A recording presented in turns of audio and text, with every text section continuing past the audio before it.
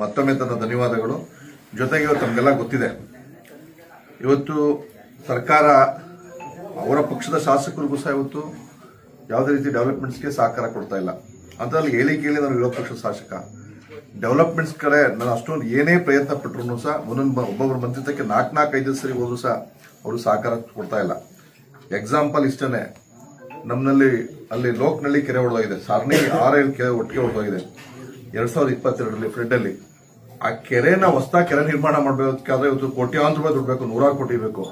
ಅಂತದ್ರಲ್ಲಿ ಆ ಕೆರೆ ಒಡೆದೋಗಿರೋ ಕೆರೆ ಕಟ್ಟಕ್ಕೆ ಇವತ್ತು ಸರ್ಕಾರದಿಂದ ಅನುದಾನ ಕೊಡ್ತಲ್ಲ. ಅನಿವಾರ್ಯವಾಗಿ ನಾವು ಸಹ ಪಾದಯಾತ್ರೆ ಮಾಡುವಂತ ಸಂದರ್ಭ ಬರ್ಬೋದು. ಕೇರ್ಪೇಟೆಯಿಂದ ಇಲ್ಲ ಆ ಗ್ರಾಮದಿಂದ ಬೆಂಗಳೂರುವರೆಗೂ ಮಂಡ್ಯವರೆಗೂ ಒಂದು ಪ್ಲಾನ್ ಮಾಡ್ತೀವಿ. ಅದು ತಮ್ಮ ಸಹಕಾರ ಸಹ ಪೂರ್ವವಾಗಿ ಹೇಳ್ತೀವಿ, ತಮ್ಮ ಸಹಕಾರ ಸಹ ಕೊಡ್ತೀವಿ ಅಂತ ಮಾತನಾಡ್ತಾ ಇವತ್ತು ಕನ್ನಡ ಮಾತಾಡ್ತಾ ಹೇಳಿದ್ರು 100%.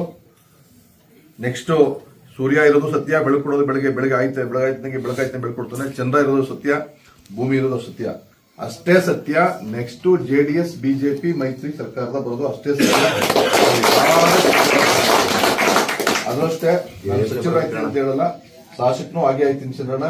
ಈಗ 100% ಅದು ಆತಂಕನೇ ಇಲ್ಲ. ಯಾರು ಏನೇ ಮಾಡ್ಕೊಳ್ಳಿ, ಏನೇ ತಂದ್ಕೊಳ್ಳಿ, ನಮ್ಮವರ ಸಂಬಂಧ. ನಾನು ಅಷ್ಟೇ ಪಾರ್ಟಿನಲ್ಲಿ ಅಷ್ಟೇ, ನಮ್ಮ ಕುಮಾರಣ್ಣರಿಗೆ, ದೇವೇಗೌಡಪ್ಪಜರಿಗೆ, ನಿಖಿಲನಿಗೆ ಅಷ್ಟೇ, ರೇವಣ್ ಸಾಗರ್ ಒಳಗೂಡಿ ಪ್ರಾಮಾಣಿಕವಾಗಿದ್ದೀನಿ. ಪಾರ್ಟಿ ದೃಷ್ಟಿಯಲ್ಲಿ ಪಾರ್ಟಿ ನಮ್ಮ ಎತ್ತಿ ತಾಯಿ ಸಮಾನ, ತಂದೆ ತಾಯಿ ಸಮಾನ ಅಂತ ಕೆಲಸ ಮಾಡ್ಕೊಂಡು ಹೋಗ್ತಿದ್ವಿ. ಅಷ್ಟೇ ಪಾರ್ಟಿ ಪ್ರಾಮಾಣಿಕ ಕಾರ್ಯಕರ್ತರು ಸಹ ಅದೇ ತರ ಇವತ್ತು ಡೆವಲಪ್ಮೆಂಟ್ಸ್ ವರ್ಕ್ ಮಾಡದೇ ಇರ್ಬೋದು, ಆದ್ರೆ ವಿಶ್ವಾಸದಲ್ಲಿ, ಆತ್ಮೀಯತೆಯಲ್ಲಿ, ಅವ್ರ ಕಷ್ಟಕ್ಕೆ, ಅವ್ರ ನೋವು ನೋವಿಗೆ ಹಂಚ್ಕೊಳ್ಳುವಂತ ವಿಷಯದಲ್ಲಿ ನಾನು ಅಷ್ಟೇ ಪ್ರಾಮಾಣಿಕ ಕೆಲಸ ಮಾಡ್ಕೊಂಡು ಹೋಗ್ತಾ ಇದ್ದೀನಿ. ಅದು ಯಾವುದೇ ರೀತಿ ತುದಿಗಳೋದು ಬೇಡ. ಒಳ್ಳೆ ಕಾಲ 100ಕ್ಕೆ 100 ಭಾಗ ಬರುತ್ತೆ. ನೀವು ಯಾರು ತುದಿಗಳೋದು ಬೇಡ. ಮಡನ್ ಕೊಡಿ, ಹೇಳಿ ಕೇಳಿ.